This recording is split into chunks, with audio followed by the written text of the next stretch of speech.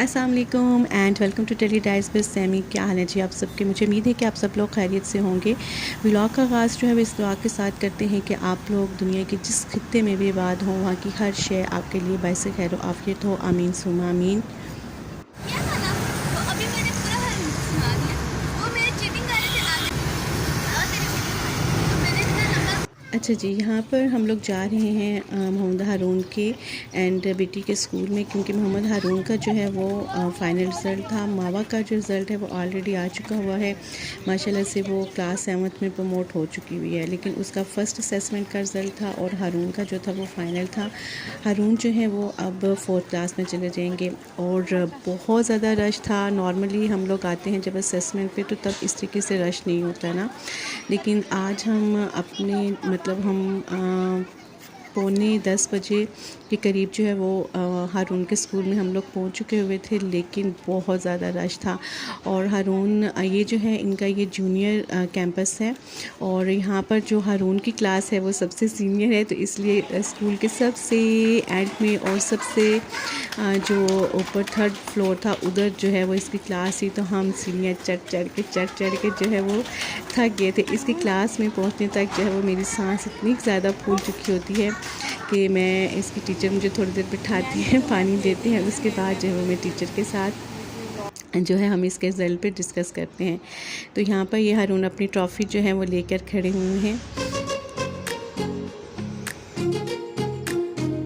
और ये मोहम्मद हारून जो है वो लास्ट टाइम अपने कैंपस को देख रहे थे, क्योंकि फिर ज़ाहिर है इधर उसका कुछ छोटा बहन भाई तो है नहीं जिसकी वजह से उसने यहाँ पे आना करना है।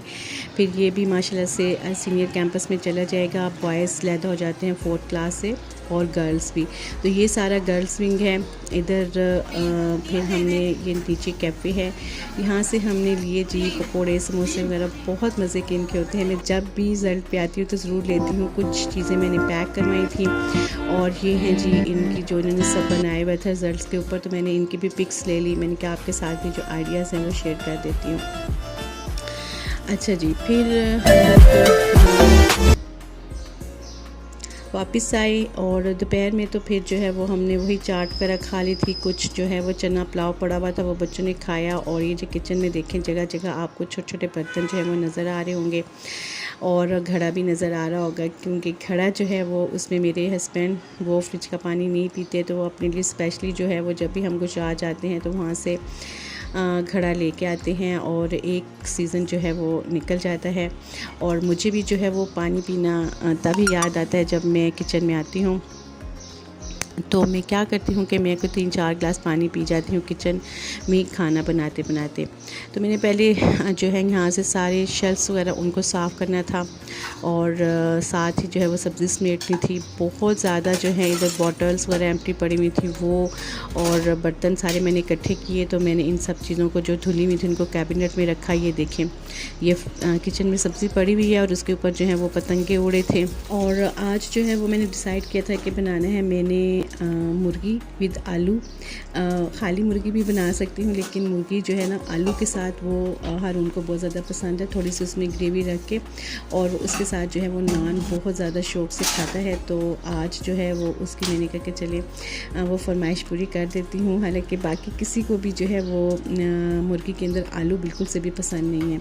तो यहाँ पर ये देखिए जी स्टील बॉटल्स हैं। मैं इनको जो है ना इनके अंदर अक्सर मुझे ये शिकायत थी होती है कि इसमें फंगस लग जाती है, लेकिन जब आप इनको धो के और इनको खुश्क करें अच्छे तरीके से और फिर इसमें जो है वो आप पानी रीफ़िल करें तो इनमें बिल्कुल से भी फंगस नहीं लगती। ये प्लास्टिक की बॉटल्स के जैसे नहीं है कि इनमें हर वक्त पानी पड़ा रहे तो उस फंगस नहीं आएगी। इनको आपको एक दफ़ा अच्छा सा खुश्क करना पड़ता है। अच्छा जी, ये देखिए ये होल्डर है। ये बहुत अच्छी एक चीज़ है जो इस तरह की मिनरल वाटर बॉटल्स इनके घर में आती हैं या जो पानी लेके आते हैं, तो ये कैरी करने के लिए बॉटल्स को एक ज़बरदस्त बेस्ट सी चीज़ है जो है। तो यहाँ पर तेल जो है एक बोतल में ख़त्म हो चुका हुआ था और मैं उसका जो आखिरी कतरा तक है ना तेल का वो भी बोतल के अंदर से निकालती हूँ। और ख़ैर उसमें अब बिल्कुल वो कह रहा था कि बाजी मेरी जान छोड़ दो, नई बोतल जो है ना उसको खोल लो। तो यहाँ पर नई बोतल जो है उसको मैंने ओपन किया और फिर मैंने बनाना किया जी स्टार्ट। मुर्गी को।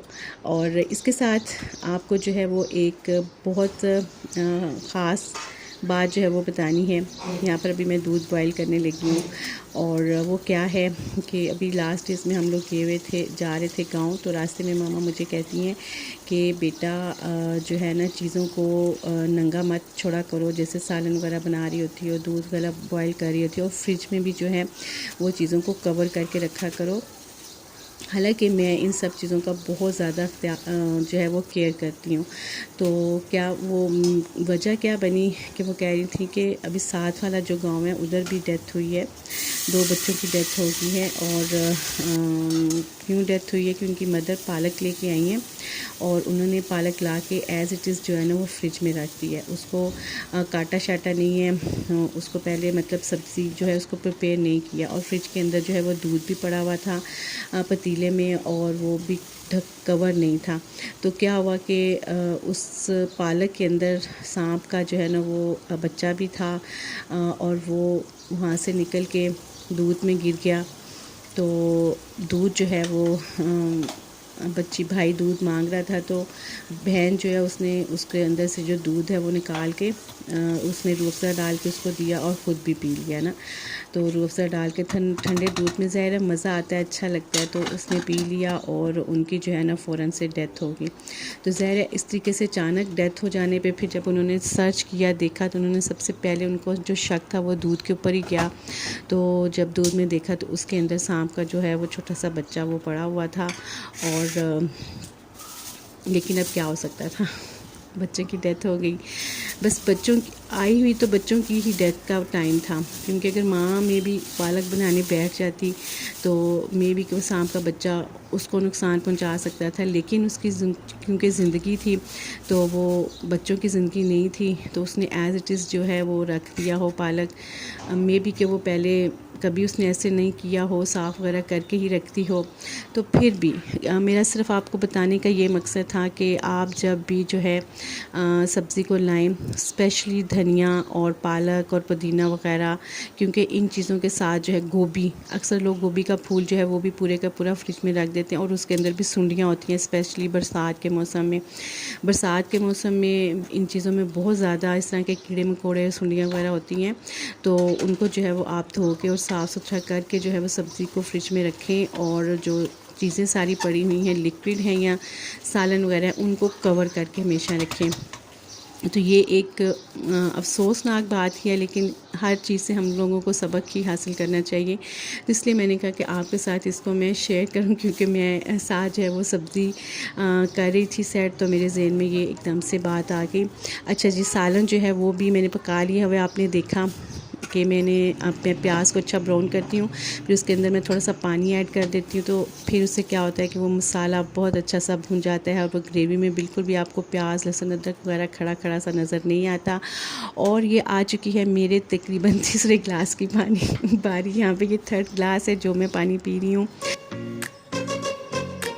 और जनाब, जब आप धोना स्टार्ट करते हैं ना बर्तन, तो इस तरीके से जो है वो अपने बाजू शाजू ऊपर को टूंग लेते हैं, और उनको जो है बर्तनों का आप धोना स्टार्ट कर देते हैं। मैं बर्तन बहुत जल्दी से धो लेती हूँ, इसलिए कि मैं थोड़ा सा ना सारे बर्तन जो हैं वो बेसन में रखती हूँ, थोड़ा सा ऊपर से पानी खोलती हूँ ताकि वो ना लिक्विड हो जाए, गीले हो जाएँ, और एक दफ़ा से खुले पानी से सारा इसके अंदर से जो है वो गंद शंद वो रिमूव कर लेती हूँ। आप देख रहे होंगे कि साफ़ सुथरे से बर्तन हैं, इनमें ना कोई भी वो सालन वगैरह, चावल वगैरह नहीं है, क्योंकि मैं एक दफ़ा इनको साबुन लगाने से पहले वैसे ही साफ़ करती हूँ, और फिर उसके बाद जो है सारे बर्तनों को, यानी कि प्लेट्स हैं उनको या कप्स हैं उनको साबुन लगा के रख लेती हूँ, फिर धो लेती हूँ। फिर एक दफ़ा सारे बर्तन जब बाहर आ जाते हैं तो फिर सिंक को धोती हूँ, और फिर बर्तनों को इस तरीके से पानी से धो लेती हूँ। अल्हम्दुलिल्लाह पानी जो है वो हमारे पास खुला है, वरना रावलपिंडी इस्लामाबाद में पानी का जो है वो बहुत ज़्यादा इशू है।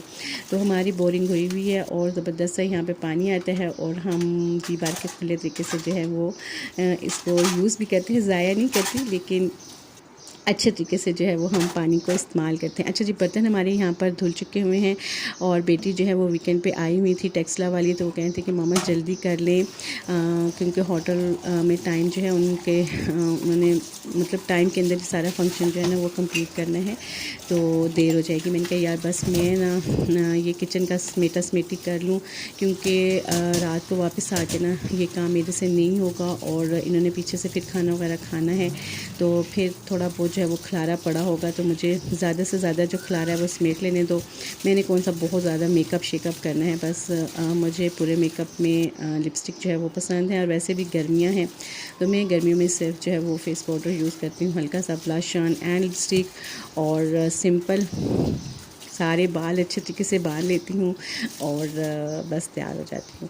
तो अभी यहाँ पे मेरे किचन का जो है वो सारा काम ख़त्म हो गया और तकरीबन फिर मैंने पढ़ी जी फटाफट से असर की नमाज़ और मैंने फिर हो गई तैयार और फिर हम निकल पड़े मेहंदी के लिए। तो ये आपको एक दफ़ा मैं किचन दिखा देती हूँ कि मैंने सालन पकाते पकाते जो है वो सारे किचन को भी साफ़ सुथरा सा कर लिया और ये अभी हम लोग जा रहे हैं जी मेहंदी पे हमने जाना था चूर चौक, वो दूसरे महल्ले तकरीबन हमें पूरा घंटा जो है वो लग गया और ये अभी हम वहाँ पे नहीं पहुँचे हैं, पहुँचे हमें हो गई थी मगरिब, मतलब मगरिब की जो अज़ान है वो वहाँ जाके हो गई। ये आपको थोड़ा सा वेन्यू दिखा देती हूँ और इसके साथ ही आपसे इजाज़त चाहूँगी। नेक्स्ट वीडियो तक इजाज़त दें। वीडियो पसंद है ये तो लाइक कर दें, चैनल पे नए हैं तो चैनल को सब्सक्राइब कर दें। अपना बहुत सारा ख्याल रखें। अल्लाह हाफ़िज़।